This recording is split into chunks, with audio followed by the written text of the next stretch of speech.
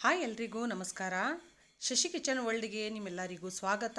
ಹೇಗಿದ್ದೀರಾ ಎಲ್ಲರೂ ಚೆನ್ನಾಗಿದ್ದೀರಾ ಅಂತ ಅಂದ್ಕೊಂಡು ಇವತ್ತಿನ ವಿಡಿಯೋನ ಸ್ಟಾರ್ಟ್ ಮಾಡ್ತಾ ಇದ್ದೀನಿ. ಇವತ್ತು ನಾನು ಹೋಟ್ಲ್ ಸ್ಟೈಲು ನಾನು ಹೇಗೆ ಮಾಡೋದು ಅಂತ, ತಂದೂರು ನಾನು ಹೇಗೆ ಮಾಡೋದು ಅಂತ ಮನೇಲಿ ಹೇಳ್ಕೊಡ್ತಾ ಇದ್ದೀನಿ. ಯಾವುದೇ ತಂದೂರು ಇಲ್ಲದೇ ಹೇಗೆ ಮನೇಲಿ ಮಾಡ್ಕೊಳ್ಳೋದು ಅಂತ ಬನ್ನಿ ರೆಸಿಪಿ ನೋಡ್ಕೊಂಡು ಬರೋಣ. ಹಾಗಾದರೆ ಇವಾಗ ಒಂದು ಬುಟ್ಟಿ ತೊಗೊಂಡಿದ್ದೀನಿ ಹಿಟ್ಟು ಕಲಿಸ್ಕೊಳ್ಳೋಕ್ಕೆ.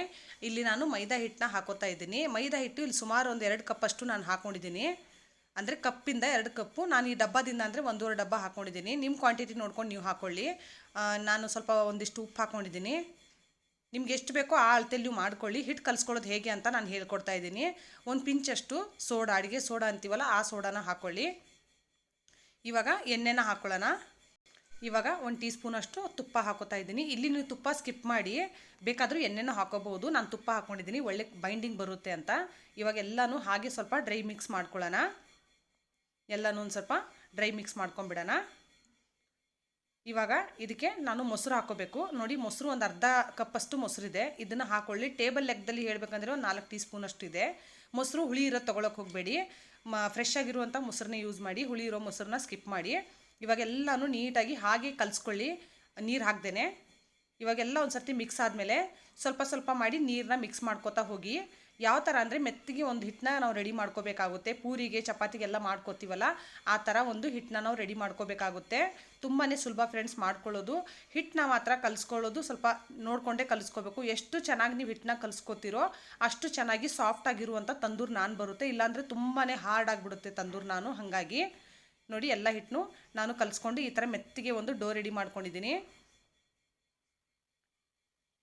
ಇವಾಗ ನೋಡಿ, ಇವಾಗ ಇದನ್ನು ಒಂದು 5 ನಿಮಿಷ ಎತ್ತಿಟ್ಕೊಂಡ್ಬಿಡೋಣ. ಇವಾಗ ಒಂದು 5 ನಿಮಿಷ ಎತ್ತಿಟ್ಕೊಂಡಿದ್ದೀನಿ ನಾನು. ಎತ್ತಿಟ್ಕೊಂಡ್ಮೇಲೆ ಬನ್ನಿ ಇವಾಗ ನಾನ್ನ ಲಟ್ಟಿಸ್ಕೊಳ್ಳೋಣ ನಾವು. ಮೊದಲಿಗೆ ನಾನು ಎಷ್ಟು ಬೇಕೋ ಅಷ್ಟು ನಾನದು ಹಿಟ್ಟನ್ನ ತೊಗೊತಾ ಇದ್ದೀನಿ. ಎಲ್ಲ ಒಂದೇ ಅಳತೆಯಲ್ಲಿ ಮಾಡ್ಕೋಬೇಕಲ್ಲ. ಒಂದು ಚಪಾತಿಗೆ ನಾವು ಎಷ್ಟು ತೊಗೊತೀವೋ ಅಷ್ಟು ಹಿಟ್ಟನ್ನ ನೀವು ತೊಗೊಂಡು ಜಾಸ್ತಿ ಪ್ರೆಷರೆಲ್ಲ ಹಾಕೋಕ್ಕೆ ಹೋಗಬೇಡಿ, ಒಂದು ಉಂಡೆನ ಮಾಡ್ಕೊಂಬಿಡಿ. ಇವಾಗ ಇದಕ್ಕೆ ಸ್ವಲ್ಪ ಎಣ್ಣೆನ ಹಚ್ಕೊಂಡು ಲಟ್ಟಿಸ್ಕೊಳ್ಳೋಣ. ಇದು ನೀವು ರೌಂಡ್ ಶೇಪ್ ಬರಬೇಕು, ಹಂಗೆ ಬರಬೇಕು, ಹಿಂಗೆ ಅದ್ರ ಬಗ್ಗೆನೇ ತಲೆನೇ ಕೆಡಿಸ್ಕೊಳ್ಳೋಕೆ ಹೋಗಬೇಡಿ. ಯಾಕಂದರೆ ಇದು ಶೇಪು ರೌಂಡ್ ಇದ್ರದ್ದು ನಮಗೆ ಅವಶ್ಯಕತೆ ಇರಲ್ಲ. ಇದು ಸ್ವಲ್ಪ ಲಟ್ಸೋದು ಕಷ್ಟ ಆಗುತ್ತೆ. ಹಾಗಾಗಿ ಯಾಕಂದರೆ ನಾವು ಇದಕ್ಕೆ ಹಿಟ್ಟು ಏನು ಹಚ್ಚಿರಲ್ಲ, ಹಾಗಾಗಿ ಇದು ಯಾವ ಶೇಪ್ ಬಂದರೂ ತೊಂದರೆ ಇಲ್ಲ. ರೌಂಡ್ ಶೇಪ್ ಬರಬೇಕು ಅಂತ ಏನಿಲ್ಲ. ಇವಾಗ ಇದು ಕಪ್ಪು ಜೀರಿಗೆ ಅಂತಾರೆ ಫ್ರೆಂಡ್ಸ್, ಇದನ್ನ ಕಲ್ಲುಂಜಿ ಅಂತ ಕೂಡ ಕರೀತಾರೆ. ಕಪ್ಪು ಜೀರಿಗೆ ಅಂತಾರಲ್ಲ ಆ ಜೀರಿಗೆನೂ ಸ್ವಲ್ಪ ಹಾಕೋಬೇಕಾಗುತ್ತೆ. ತುಂಬ ಒಳ್ಳೆ ಫ್ಲೇವರ್ ಬರುತ್ತೆ ಫ್ರೆಂಡ್ಸ್ ಇದರಿಂದ. ಇವಾಗ ಸ್ವಲ್ಪ ಕೊತ್ತಂಬರಿ ನೋಡಿ, ಇದನ್ನು ಕೂಡ ಮೇಲಿಂದ ಸ್ಪ್ರೆಡ್ ಮಾಡ್ಕೊಂಡಿದ್ದಾಯಿತು ಕೊತ್ತಂಬರಿ ಕೂಡ. ಇವಾಗ ಒಂದು ಸರ್ತಿ ನೀಟಾಗಿ ಲಟ್ಟಿಸ್ಕೊಂಡ್ಬಿಡೋಣ, ಅಂದರೆ ಎಲ್ಲನೂ ಸೆಟ್ ಆಗಲಿ ಅಂತ. ನೋಡಿ, ಈ ಥರ ಲಟ್ಟಿಸ್ಕೊಂಡ್ಬಿಡೋಣ. ಜಾಸ್ತಿ ದಪ್ಪನೂ ಇಟ್ಕೊಳ್ಳೋಕೆ ಹೋಗಬೇಡಿ, ಜಾಸ್ತಿ ತೆಳ್ಳಗೂ ಲಟ್ಟಿಸ್ಕೊಳ್ಳೋಕೆ ಹೋಗಬೇಡಿ ಫ್ರೆಂಡ್ಸ್. ನಾನು ಯಾವಾಗಲೂ ಇದೇ ಶೇಪಲ್ಲೇ ಇರುತ್ತೆ, ಅಂದರೆ ಓವಲ್ ಶೇಪ್ ಅಂತಾರಲ್ಲ ಆ ಶೇಪಲ್ಲೇ ಇರುತ್ತೆ, ರೌಂಡ್ ಶೇಪಲ್ಲಿ ಇರಲ್ಲ. ಇವಾಗ ಇದನ್ನು ನಾವು ಟರ್ನ್ ಮಾಡ್ಕೊಳ್ಳೋಣ. ನೋಡಿ, ಇವಾಗ ಟರ್ನ್ ಮಾಡಿಕೊಂಡು ಎಣ್ಣೆನ ಇದು ನೀರನ್ನ ಹಚ್ಕೊಳ್ಳೋಣ. ಸ್ವಲ್ಪ ನೀರನ್ನ ಎಲ್ಲ ಕಡೆ ನೀಟಾಗಿ ಸ್ಪ್ರೆಡ್ ಮಾಡ್ಕೊಳ್ಳಿ. ಯಾಕಂದರೆ ಏನಾಗುತ್ತೆ ಗೊತ್ತಾ, ನಾವು ಇದನ್ನು ತವ ಮೇಲೆ ಉಲ್ಟಾ ಮಾಡಿ ಬೇಯಿಸ್ಕೊಳ್ಳುವಾಗ ಅದು ಬಿದ್ದು ಹೋಗೋ ಚಾನ್ಸಸ್ ಇರುತ್ತೆ. ಹಾಗಾಗಿ ಸ್ವಲ್ಪ ನೀರು ಎಲ್ಲ ಕಡೆನೂ ನೀಟಾಗಿ ಸ್ಪ್ರೆಡ್ ಮಾಡ್ಕೊಂಡಾದ್ಮೇಲೆ ಇವಾಗ ನೋಡಿ, ಚೆನ್ನಾಗಿ ತವೆ ಕಾಯಬೇಕು, ಹಂಚು ನೀಟಾಗಿ ಕಾಯಬೇಕು. ಇವಾಗ ಯಾವ ಸೈಡಲ್ಲಿ ನಾವು ನೀರು ಹಚ್ಕೊಂಡಿದ್ದೀವಲ್ಲ ಆ ಕಡೆಯಿಂದ ನಾವು ಹಂಚು ಮೇಲೆ ಹಾಕೊಂಡ್ಬಿಡ್ಬೇಕು. ಹಾಕೊಂಡ ತಕ್ಷಣ ಇದನ್ನು ಒಂದೇ ಒಂದು ನಿಮಿಷ ಸ್ವಲ್ಪ ಎಲ್ಲ ಕಡೆನೂ ಸೆಟ್ ಆಗಕ್ಕೆ ಬಿಟ್ಟು ಆಮೇಲೆ ಟರ್ನ್ ಮಾಡಿಕೊಂಡು ನಾವು ಇದನ್ನು ಬೇಯಿಸ್ಕೋಬೇಕಾಗುತ್ತೆ. ಹಂಚು ಮಾತ್ರ ಚೆನ್ನಾಗಿ ಕಾಯಬೇಕು ಫ್ರೆಂಡ್ಸ್ ಇಲ್ಲಿ. ಇವಾಗ ನೋಡಿ, ಮೇಲೆಯಿಂದ ಬಬಲ್ಸ್ ಬರೋಕ್ಕೆ ಸ್ಟಾರ್ಟ್ ಆಗಿದೆ. ಈ ಟೈಮಲ್ಲಿ ನಾವು ಇದನ್ನು ಟರ್ನ್ ಮಾಡ್ಕೊಳ್ಳೋಣ ಹಂಚನ್ನ. ನೋಡಿ, ಈ ಥರ ಟರ್ನ್ ಮಾಡ್ಕೊಂಡ್ಬಿಡೋಣ. ಒಂದು ಚೂರು ಕೂಡ ಫ್ರೆಂಡ್ಸ್ ನೋಡಿ ಬೀಳ್ತಾ ಇಲ್ಲ, ಎಷ್ಟು ಚೆನ್ನಾಗಿ ಸ್ಟಿಕ್ ಆಗಿದೆ. ನೀರು ಹಚ್ಕೊಳ್ಳೋದು ಮಾತ್ರ ತುಂಬಾ ಇಂಪಾರ್ಟೆಂಟ್ ಇಲ್ಲಿ. ಜಾಸ್ತಿ ಉಂಡೆ ನೀವೇನು ಲಟ್ಟಿಸ್ತಿರಲ್ಲ ಅದಕ್ಕೆ ಜಾಸ್ತಿ ಎಣ್ಣೆನ ಅಪ್ಲೈ ಮಾಡ್ಕೊಳ್ಳೋಕೆ ಹೋಗಬೇಡಿ.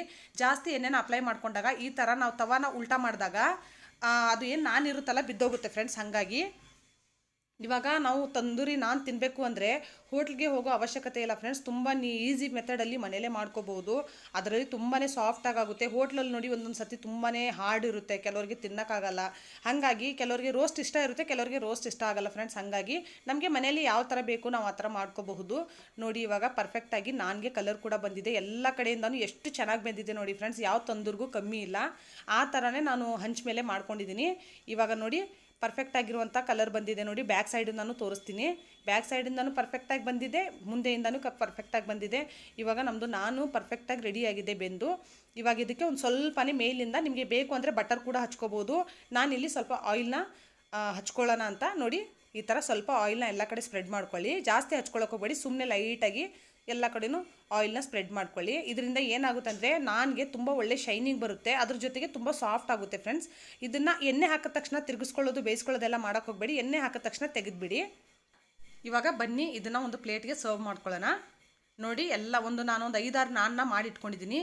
ಇದು ಟೆಕ್ಸ್ಚರ್ ತೋರಿಸ್ತೀನಿ ನೋಡಿ ಫ್ರೆಂಡ್ಸ್, ಎಷ್ಟೊಂದು ಸಾಫ್ಟ್ ಆಗಿದೆ ನೋಡಿ, ಒಂಚೂರು ಕೂಡ ಹಾರ್ಡ್ ಆಗಿಲ್ಲ. ಇದನ್ನು ಯಾರು ಬೇಕಾದರೂ ತಿನ್ಬೋದು, ಮಕ್ಕಳು ಕೂಡ ತುಂಬ ಆರಾಮ್ಸೆ ತಿಂತಾರೆ ಫ್ರೆಂಡ್ಸ್, ಅಷ್ಟೊಂದು ಸಾಫ್ಟ್ ಆಗಿದೆ ನೋಡಿ, ಎಷ್ಟು ಚೆನ್ನಾಗಾಗಿದೆ, ಎಷ್ಟು ಸಾಫ್ಟ್ ಆಗಿದೆ. ಕೆಲವೊಂದು ಸರ್ತಿ ನಾನು ತುಂಬ ಹಾರ್ಡ್ ಆಗಿಬಿಡುತ್ತೆ. ನೀವು ಈ ಥರ ನಾನು ಹೇಳಿ ಪ್ರೊಸೀಜರ್ನ ನೀಟಾಗಿ ಫಾಲೋ ಮಾಡ್ಕೊಂಡು ಮಾಡಿದ್ರೆ ಪರ್ಫೆಕ್ಟ್ ಆಗಿರುವಂಥ ತಂದೂರಿ ನಾನ್ನ ನೀವು ಮನೇಲೇ ಮಾಡ್ಕೋಬೋದು. ರೆಸಿಪಿ ಇಷ್ಟ ಆಗಿದೆ ಅಂತ ಅನ್ಕೊತೀನಿ. ರೆಸಿಪಿ ಇಷ್ಟ ಆದರೆ ಲೈಕ್, ಶೇರ್, ಸಬ್ಸ್ಕ್ರೈಬ್ ಮಾಡೋದನ್ನು ಮಾತ್ರ ಮರಿಬೇಡಿ ಫ್ರೆಂಡ್ಸ್. ನೀವು ನಿಮ್ಮ ಫ್ಯಾಮಿಲಿ ಫ್ರೆಂಡ್ ಜೊತೆ ಈ ರೆಸಿಪಿನ ಶೇರ್ ಮಾಡಿ. ಆಮೇಲೆ ನೀವೇನಾದರೂ ಈ ರೆಸಿಪಿನ ಟ್ರೈ ಮಾಡೋಂಗಿದ್ರೆ ಪ್ರತಿಯೊಂದು ಇಂಗ್ರೀಡಿಯೆಂಟ್ನ ನಾನು ಡಿಸ್ಕ್ರಿಪ್ಷನಲ್ಲಿ ಮೆನ್ಷನ್ ಮಾಡಿರ್ತೀನಿ, ಅಲ್ಲಿ ಹೋಗಿ ನೀವು ಚೆಕ್ ಮಾಡ್ಕೋಬೋದು. Thank you for watching friends.